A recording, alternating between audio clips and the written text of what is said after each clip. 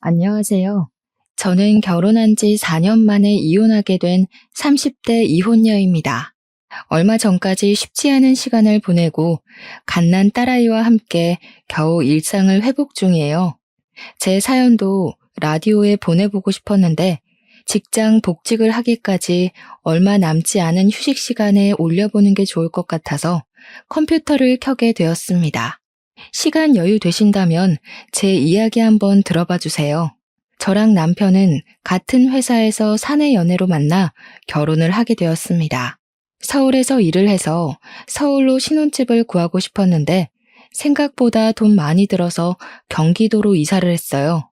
그참에 저랑 남편 직장도 이직을 하게 되었죠. 그 탓에 같은 회사를 다니던 저희가 갈라진 셈이기도 했습니다. 혼자서 서울살이 할 때보다 둘이서 같이 집 구해 서울살이를 하는 것이 확실히 더 어려운 것 같더라고요. 그래도 경기도 생활이 나쁘진 않았어요. 다만 대중교통 이용이 너무 힘들었습니다. 저는 원래 서울에서 일을 다닐 땐 회사랑 집이 가까워서 걸어 다녔거든요. 근데 지옥철 장난 아니더라고요. 왜 출근길을 지옥길이라고 하는 건지 그제야 경험을 하게 되었습니다. 남편은 자차가 있어서 그나마 괜찮은데 저는 남편과 회사가 반대 방향이라서 얻어 탈 수도 없어요. 아무래도 면허를 따야겠다는 생각을 그때 처음 하기도 했습니다. 어쩔 수 없이 지하철을 이용했던 저는 매 순간 출퇴근길의 전쟁이에요. 그래도 퇴근길은 괜찮습니다. 그런데 출근길은 조금만 늦어도 자칫 못할 수도 있거든요. 제가 타는 시간엔 사람들이 줄을 서 있어요. 이직해서 업무 환경 적응하기도 바쁜데 지하철에서부터 기운을 쫙 빼버리니까 그저 하루 종일 피곤에 찌들게 되더라고요. 그래도 동료 직원들이 다들 마음이 좋아서 동료로부터 받는 스트레스는 없는 것이 그나마 다행이었어요. 저희 회사는 회사 식구들끼리 같이 밥을 먹는데 부장님께서 법인카드로 항상 긁어주세요. 어느 회사를 가나 좋은 상사를 만난다는 건 쉽지 않은데 다행히 제 회사 부장님은 굉장히 친근하시고 편견 없으신 좋은 분이셨어요. 그래서 그런지 직원들이 식사 메뉴를 정할 때 보면 부장님과의 관계가 어떤지 드러나요. 전혀 눈치 안 보고 먹고 싶은 메뉴를 고르더라고요. 부장님은 메뉴 중에서도 늘 비싼 걸 드십니다. 아마 밑에 직원들이 자기 눈치 볼까봐 그러지 말라고 손수 모범을 보여주시는 것 같았어요. 저도 이직하고 나서 부장님 덕분에 적응을 빨리 했습니다. 배울 점도 많고 참 옆집 삼촌 같은 느낌이 나는 분이라 이직한 회사에 아주 만족을 했었죠. 출근길만 괜찮다면 경기도로 이사를 선택한 걸 100% 만족했을 겁니다. 부서 동료들과 친해지고 부장님과도 거리낌이 없어지다 보니 서로 식사를 하면 자연스레 대화가 오갔는데요. 아무래도 제가 새 사원이라서 제게 질문이 몇 번씩 들어와요. 당연히 어디 살고 있는지는 공식 질문이 아니겠습니까? 저는 집 얘기를 하면서 세트로 떠오르는 지옥철 얘기도 해줬어요. 그랬더니 직원들이 카풀 언급을 하더라고요. 부장님께서도 제가 어디에 사는지 정확히 묻더니 혼자서 지도를 한번 보셨어요. 그리곤 제게 회사 가는 길이 우리 집을 거쳐가는 방향이니까 출근길에 태워주겠다고 하는 겁니다. 처음엔 그 얘기를 듣고 좀 당황했어요. 부장님과 친해졌다고는 하지만 단둘이 차를 타고 출근을 할 정도는 아니었거든요. 그래서 어색하게 웃으며 괜찮다고 상황을 모면하려고 했는데 알고 보니 부장님 차를 타고 출근하는 사원들 몇 명 더 있더라고요. 우리 부서에도 여직원 한 분이 타고 다닌다고 저보고 같이 합석하라고 하는 거 있죠. 그래서 저도 마음이 놓였고 그때부터 부장님 차를 얻어 타고 출근을 하기 시작했습니다. 부장님 차에는 저랑 부장님을 포함해서 여직원 2명, 남직원 3명이었어요. 만석이었지만 지옥철에 비하면 천국이나 다름없는 출근이라 얼마나 좋았는지 모릅니다. 이로써 제 경기도 삶은 완벽해졌다고 느꼈을 정도라니까요. 카풀, 사실은 당연히 남편한테도 밝혔습니다. 남편도 긍정적으로 생각해줬어요. 카풀을 하다 보니까 출근 시간까지도 여유로워졌는데요. 남편이랑 같이 아침밥을 겸상할 수 있어서 그것도 얼마나 좋았는지 몰라요. 그렇게 무난한 일상을 보내던 어느 날이었습니다. 주말에 마트 갈 일이 있어서 남편이랑 같이 움직였는데요. 남편 차 조수석에 올라탔는데 조수석 좌석이 제가 늘 앉았던 느낌과 다르게 조정되어 있더라고요.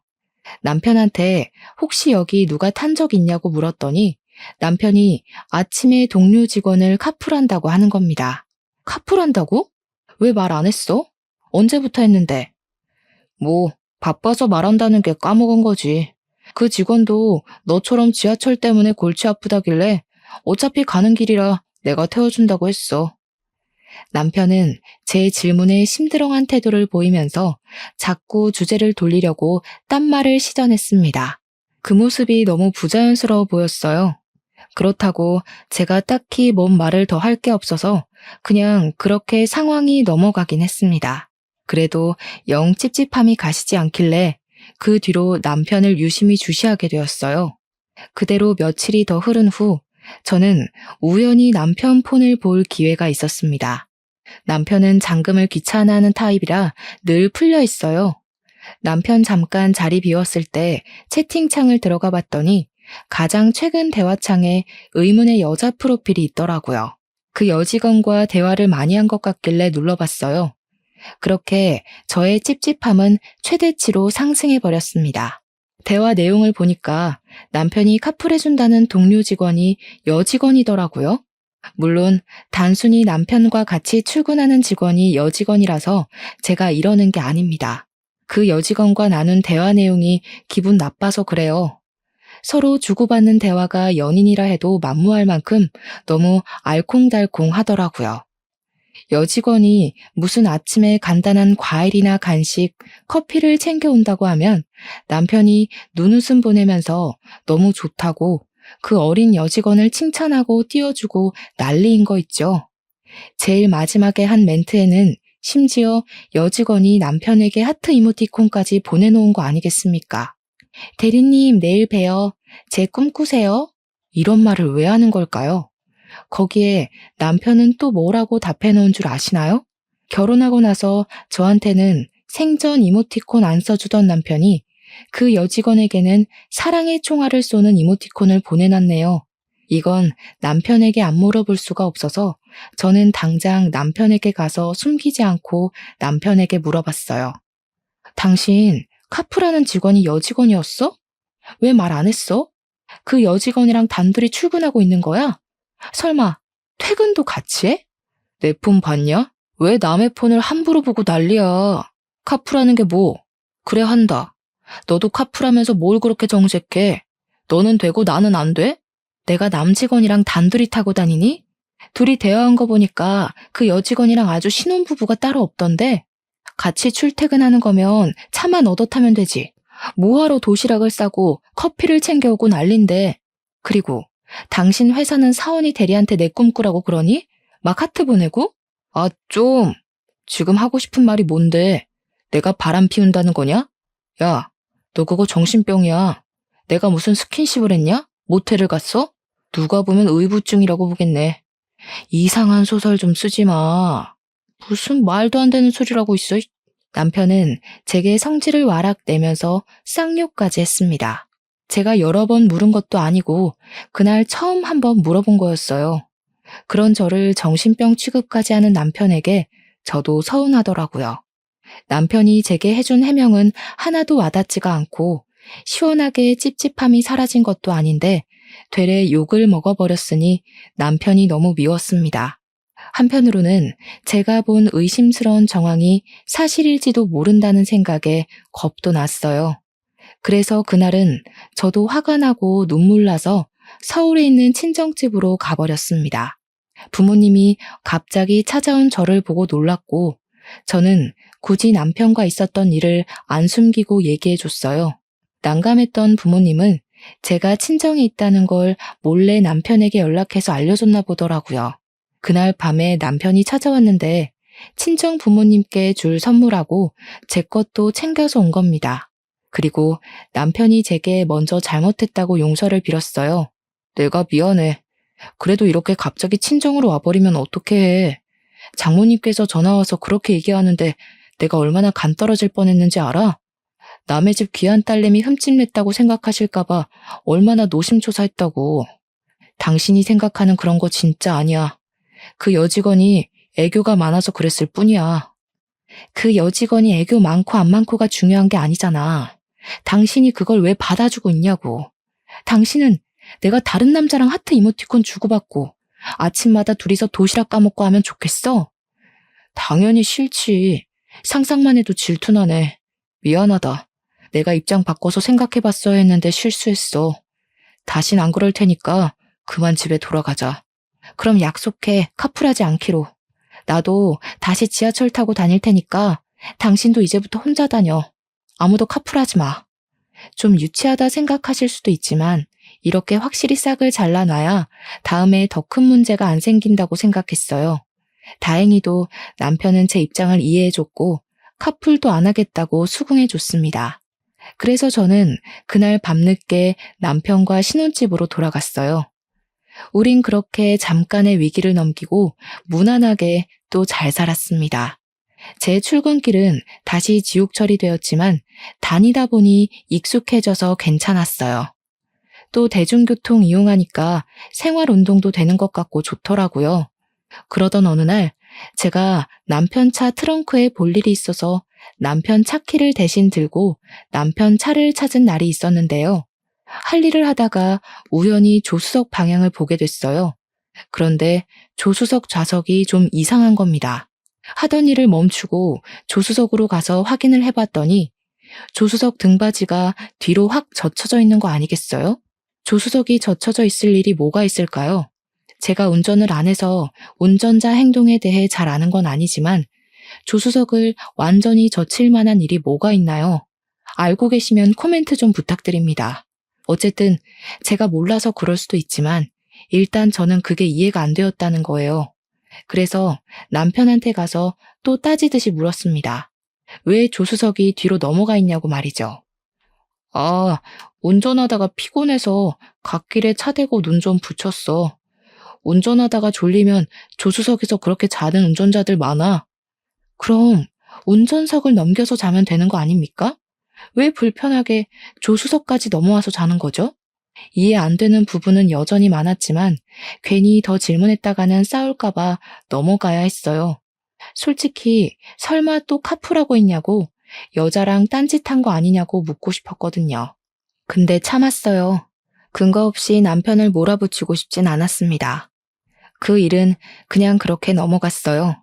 바쁘게 살다 보니까 애매한 건 오래 못 붙들고 있고 금세 까먹게 되더라고요. 그렇게 시간이 흐르고 가족 여행을 가는 날이 왔는데요. 저랑 남편은 결혼 때부터 적금을 모아서 훗날 가족 여행을 가자고 계획을 했었습니다. 벌써 적당 금액이 맞춰졌고 덕분에 가족 여행을 실현할 일정을 잡을 수 있었어요.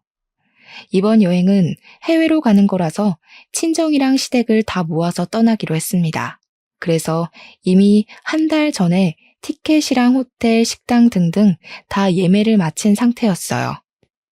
적금에서 남는 돈으로는 시댁이랑 친정에 캐리어 한 대씩 사드렸고 기분 내시라고 옷도 사드렸어요. 양가 부모님은 물론 저도 들떠서 오랜만에 쇼핑도 많이 했습니다. 그런데 이렇게 끌어오른 기분을 단번에 차게 식도록 만든 당사자가 있었는데요. 바로 제 남편이었습니다. 남편이 가족 여행 떠나기 일주일 전에 갑자기 자기는 여행을 못 가겠다고 하는 겁니다. 회사에서 중요한 프로젝트 하던 게 비상이 걸렸다면서 오랜 기간 휴가를 낼 수 없다고 통보를 하는 거 아니겠습니까? 진짜 미안해. 나도 이렇게 될 줄은 몰랐어. 근데 프로젝트 일이라서 안 할 수도 없고 여행 경비 조금 더 보태서 내가 당신 계좌로 보내놓을 테니까 돈 생각하지 말고 마음껏 쉬다 와. 진짜 미안해. 아쉽다. 같이 가면 좋을 텐데. 하필 타이밍이 그렇네. 어쩔 수 없지. 시댁에는 자기가 말씀드려.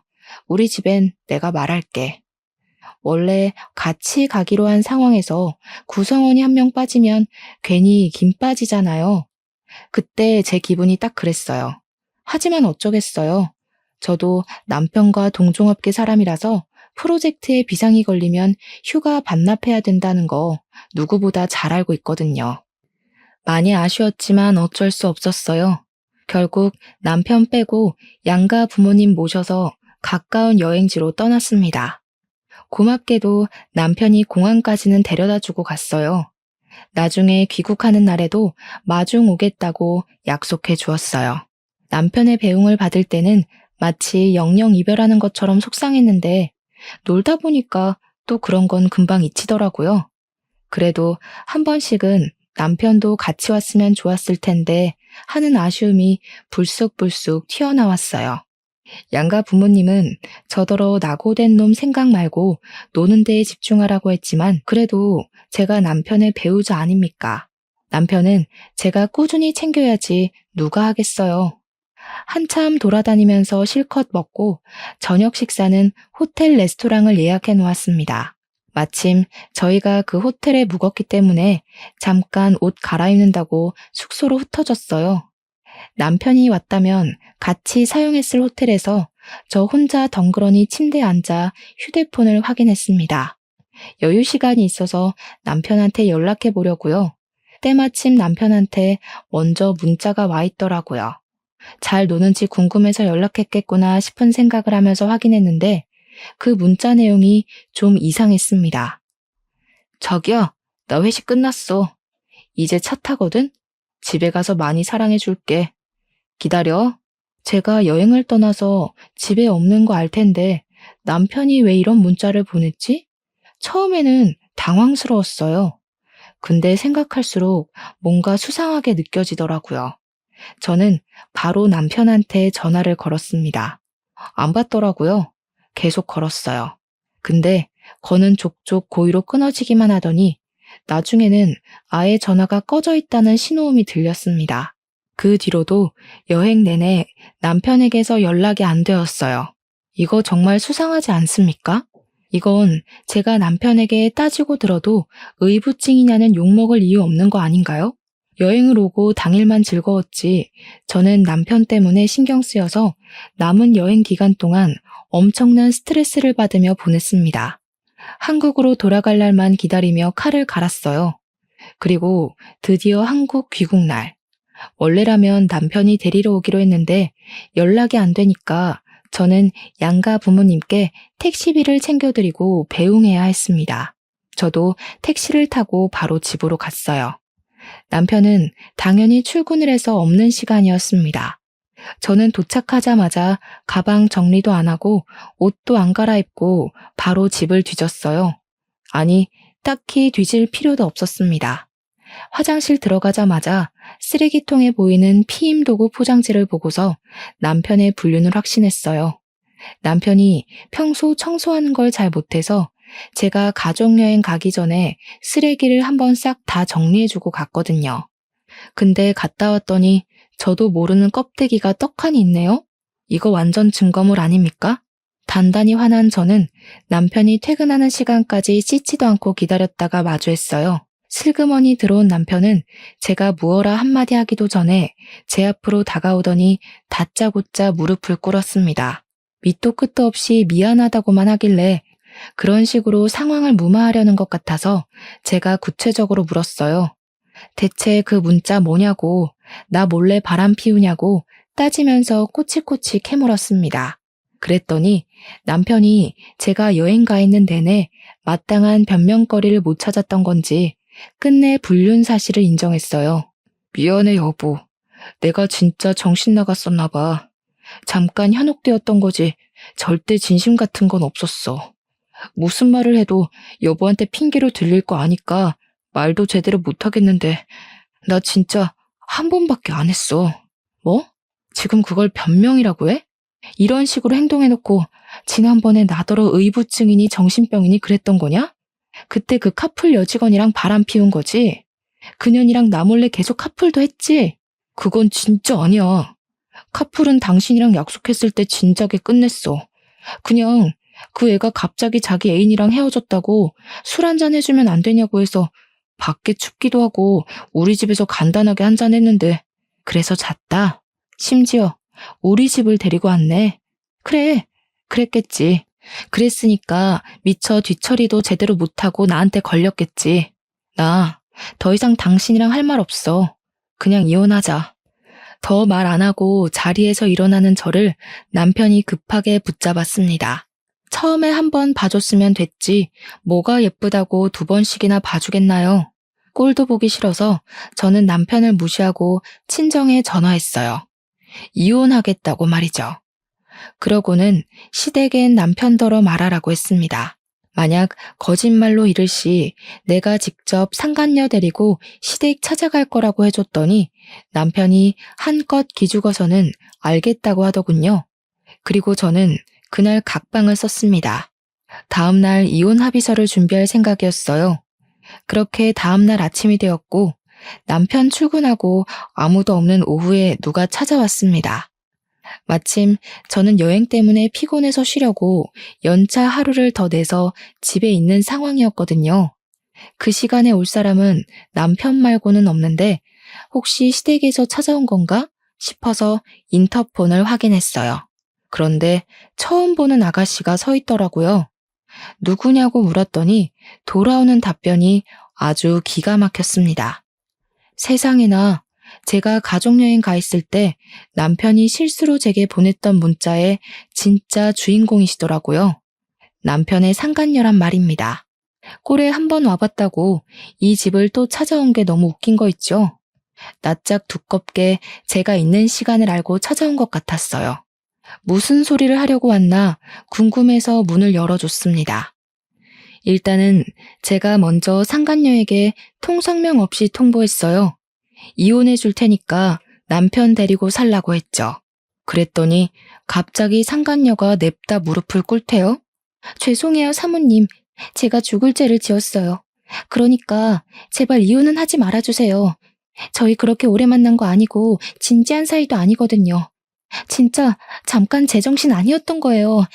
제가 다 정리할 테니까 제발 이혼하지 마세요. 제가 예상했던 시나리오가 아니라서 황당하기도 했고 기가 막히기도 해서 웃음이 터졌습니다. 불륜 저지를 땐 짜릿하고 좋았는데 막상 책임지려고 하니까 싫었나 보더라고요. 내가 왜 그래야 되죠? 이미 그쪽이 우리 가정 다 파탄냈어요. 실컷 불 질러놓고 다 타버린 쓰레기장에서 저더러 도망가지 말고 살라고요. 그건 피해자 두 번 죽이는 일이죠. 이왕 몸이 시키는 대로 저질렀으면 계속 몸이 시키는 대로만 움직여요. 쓸데없이 계산하려 하지 말고. 잘못했어요, 사모님.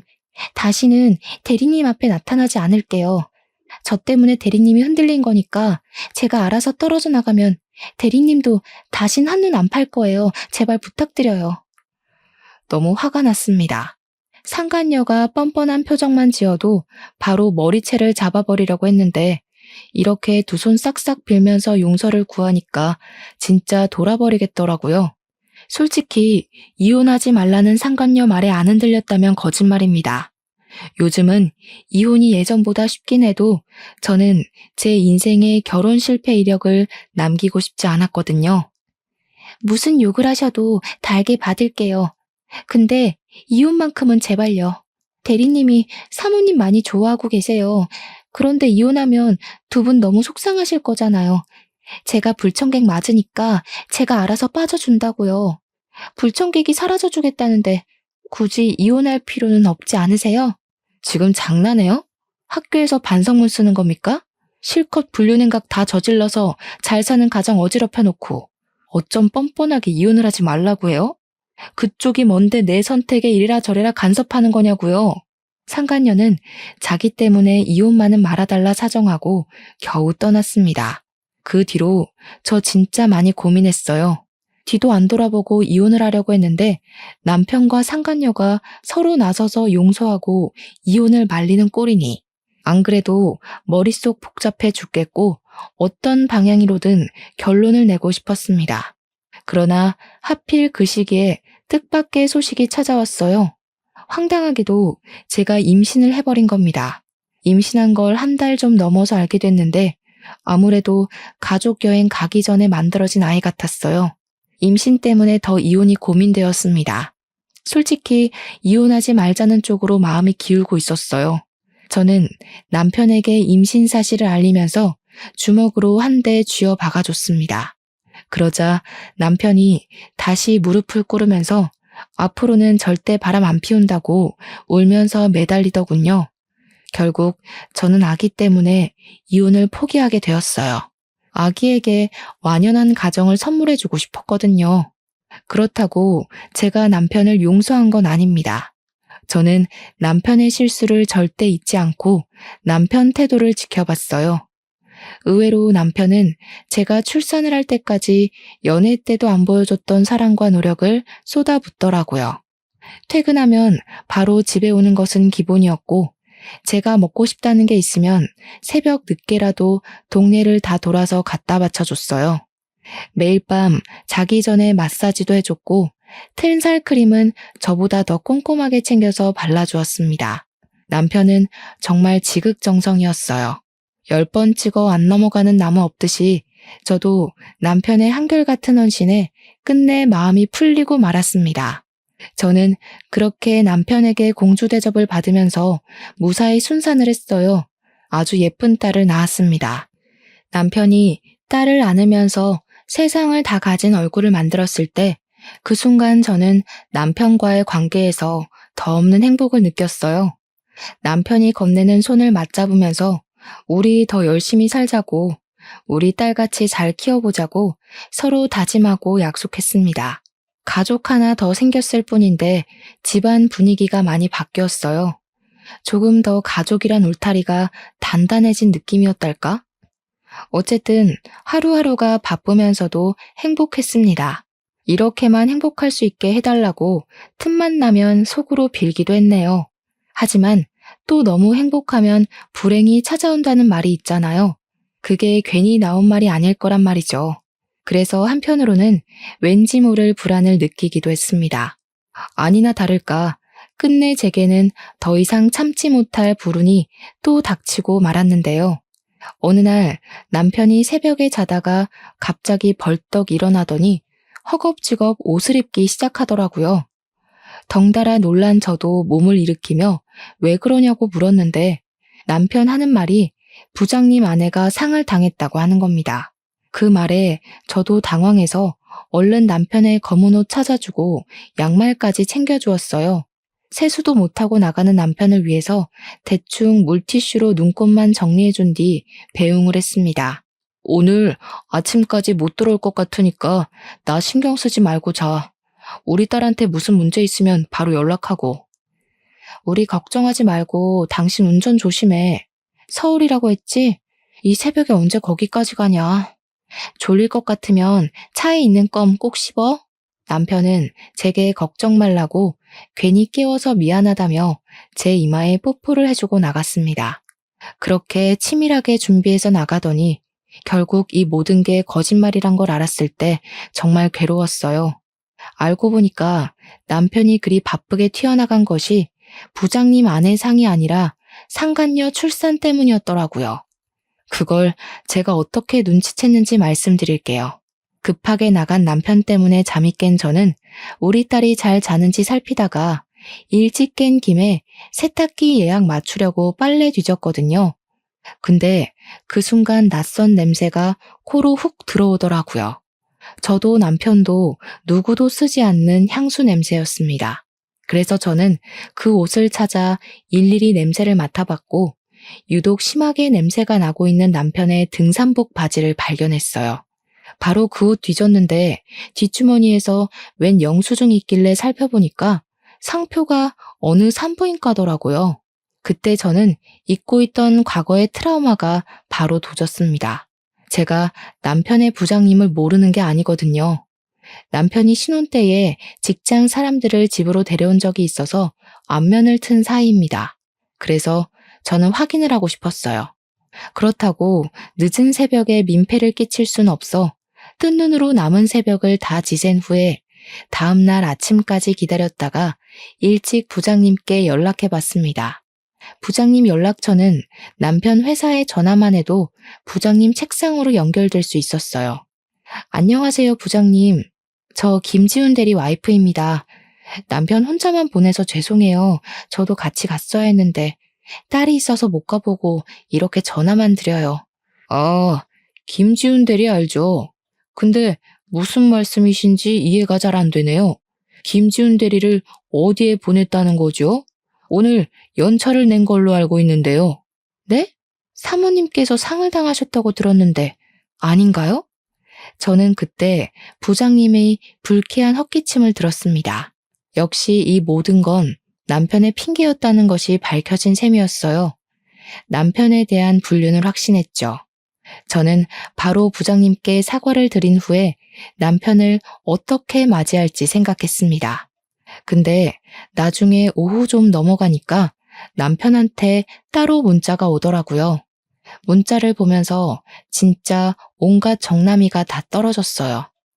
남편은 지금 부장님이 너무 힘들어하셔서 동료들끼리 3일 내내 곁을 지켜주기로 했다며 외박한다고 하는 거 아니겠어요? 순간 기가 막혀서 웃음도 안 나왔습니다. 제 분노는 시간이 갈수록 최대치를 향해 올라갔어요. 가만히 앉아서 남편을 기다리고 있을 수만은 없겠더라고요. 짜증이 한가득 났던 저는 다음날 아침 딸을 데리고 제가 영수증에서 본 산부인과를 찾아갔습니다. 영수증 날짜를 보니까 산부인과를 방문한 지 얼마 안 된 것 같던데 혹시 상간녀와 남편에 대한 정보라도 얻을 수 있을까 싶어서 찾아갔어요. 와, 그런데 정보는 무슨 그냥 남편이 거기에 있더라고요.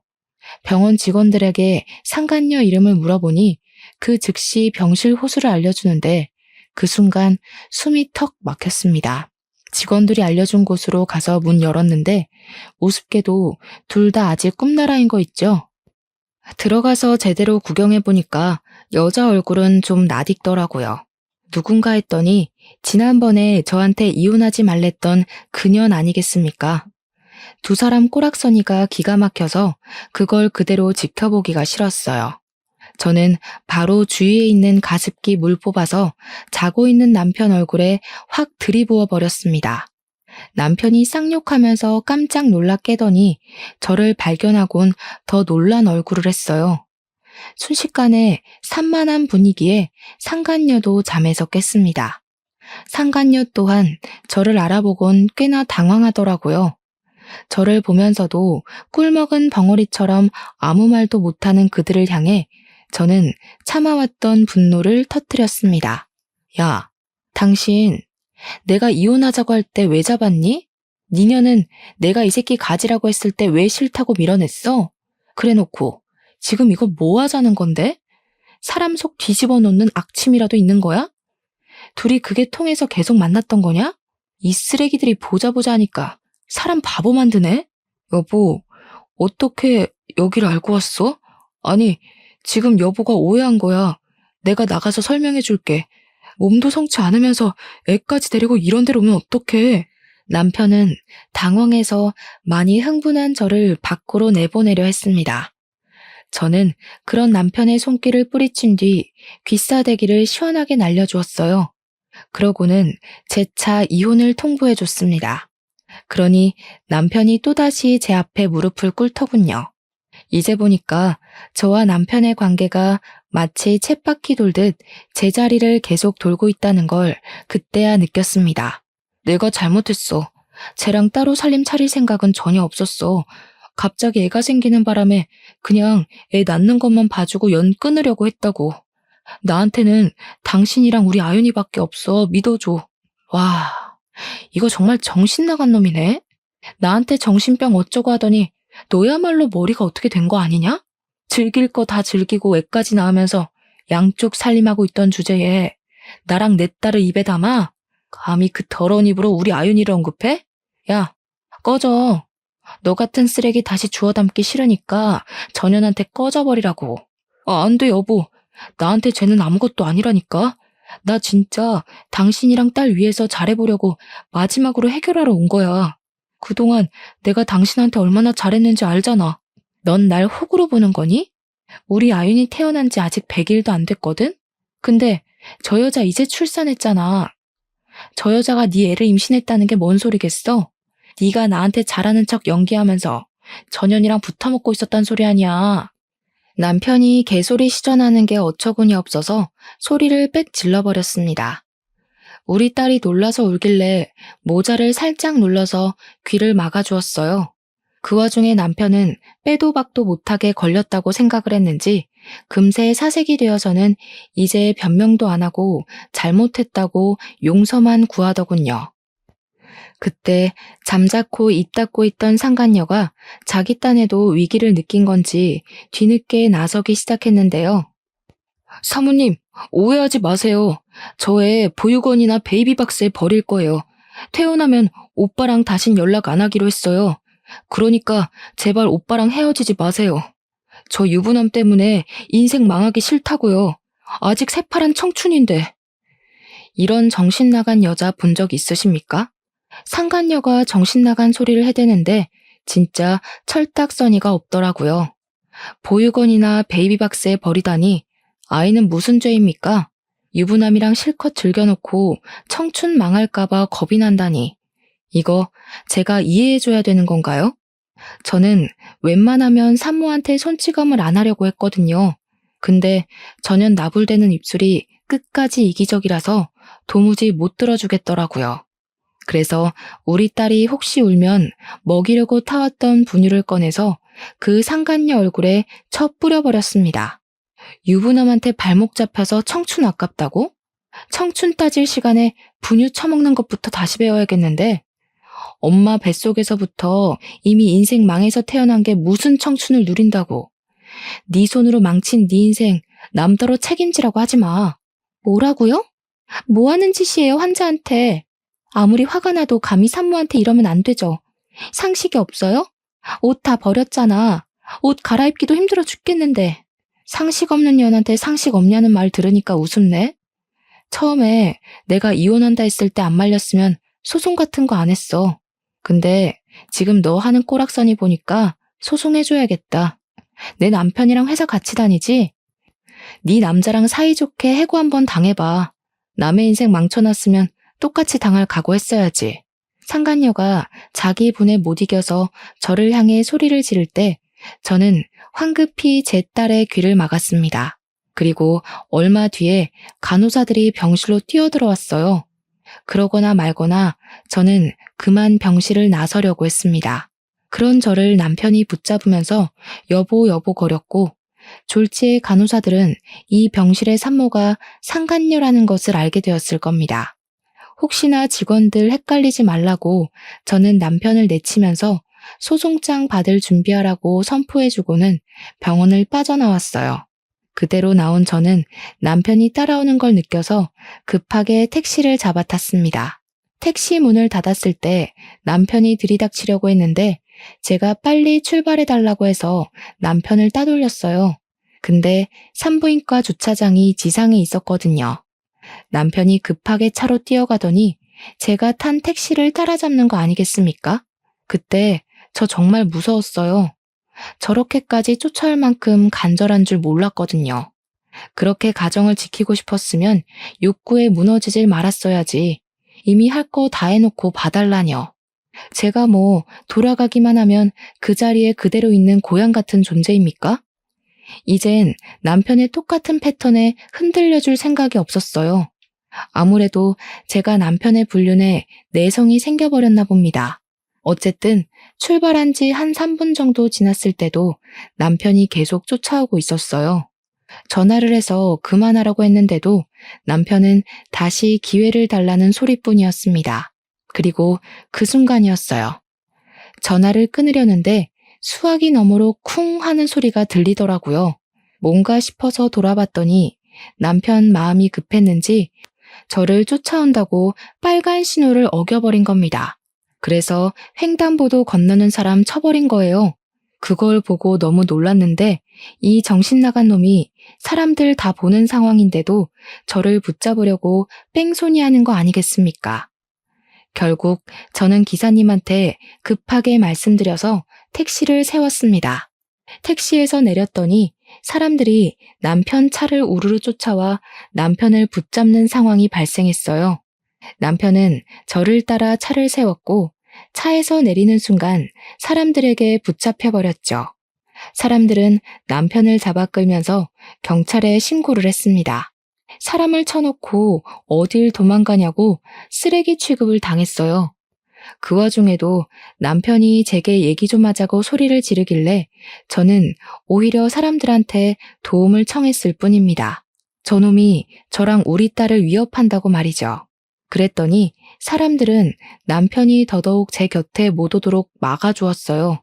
그 사이 112는 금방 나타나 남편을 바로 체포했습니다. 남편은 바로 연행되어 갔고 저는 남편 차에 치인 피해자가 걱정이 돼서 사고 횡단보도로 뛰어갔어요. 어느새 119까지 와서 피해자를 실었습니다. 그리고 저는 그 피해자가 저 때문에 사고를 당하게 된 것 같아서 끝까지 지켜봐주고 싶었어요. 보호자가 오기 전까지 구급차를 타고 함께 따라갔고 수술실 앞도 지키고 있었습니다. 피해자 가족들이 오시고 난 후에 집으로 돌아올 수 있었어요. 남편을 소송하는 과정에서 알았는데 그 피해자분이 안타깝게도 크게 사고를 당해서 뇌사 상태가 되었다고 하더라고요. 그래서 남편은 도주치상죄를 물어 징역 3년을 선고받았습니다. 거기다 저는 바로 이혼 소송과 상간녀 소송을 진행했고 정신적 손해배상과 양육비를 청구했어요. 남편은 수감 생활 3년을 마치고 나오더라도 어마어마한 빚 때문에 계속해서 감방에 사는 기분을 느낄 겁니다. 그런데 재판 과정에서 예상치 못한 죄명이 추가되는 바람에 남편의 형량이 더 추가되는 일이 발생했는데요. 남편이 재판받던 도중에 뺑소니 피해자가 결국 사망을 해버렸다고 해요. 그래서 남편은 총 7년의 징역을 선고받게 되었습니다. 남편의 깜빵 생활이 늘어난 건 다행인 일이지만 어느 날 한순간에 떠나버린 고인은 무슨 죄인가요? 남편 때문에 지금 몇 사람이 피해를 본 건지 모르겠네요. 부디 남편이 자신의 모든 잘못을 똑똑히 알고서 평생 죄책감에 불행해 살면서 살았으면 좋겠습니다. 아, 그리고 상간녀는 당연히 회사에서 쫓겨났어요. 제가 따로 소문을 낸 건 아닌데 이미 그 상간녀 이미지가 회사에서 꽃뱀 같은 느낌이더라고요. 제 전남편이랑만 사고를 친 게 아닌 건지 몇 건 더 걸린 것 같았는데 아이를 임신한 건 제 전남편과 처음이 아니었나 봐요. 이미 널리 소문이 퍼진 거 있죠? 딱히 더 이상 손댈 이유는 없을 것 같아서 상간녀와의 관계는 그 정도로 마무리해버렸습니다. 그렇게 저는 현재 신혼집을 정리하고 딸과 함께 다시 서울로 이사를 갔어요. 아무래도 식구 하나라도 더 있는 곳에 있어야 그간의 상처를 빨리 잊을 수 있을 것 같았거든요. 다행히도 딸은 아직까지 건강하게 많이 웃으면서 크고 있어요. 저도 받은 위자료가 많아서 한동안은 일 안 하고 딸이랑 부모님과 힐링의 시간을 좀 보낼까 합니다. 그리고 현재는 친정집 이사도 알아보고 있어요. 전 남편이 평생 그곳에서 늙어 죽을 만큼 긴 형량을 받은 것이 아니기 때문에 언젠가는 저를 찾을 수도 있을 것 같단 말이죠. 경기도에 집을 없애버렸으니 그 다음 찾아올 곳은 서울 친정집일 확률이 높거든요. 저희 가족을 지키려면 전 남편과 연결되어 있는 모든 영역을 끊어내야 된다고 생각했습니다. 괜히 부모님께도 민폐를 끼치고 있는 것 같아 좀 죄송하네요. 앞으로는 괜한 남자 믿지 말고 단단한 엄마로서 새 인생을 살아보려 합니다. 여러분들께서 응원 한마디씩 해주시면 더 힘이 날 것 같아요. 저도 여러분들의 앞날을 멀리서 응원하겠습니다. 꼭 감당할 수 있는 고충만 겪으시고 감당하기 벅찬 행복을 느끼시길 바래요. 그럼 지금까지 사연 들어주셔서 감사합니다.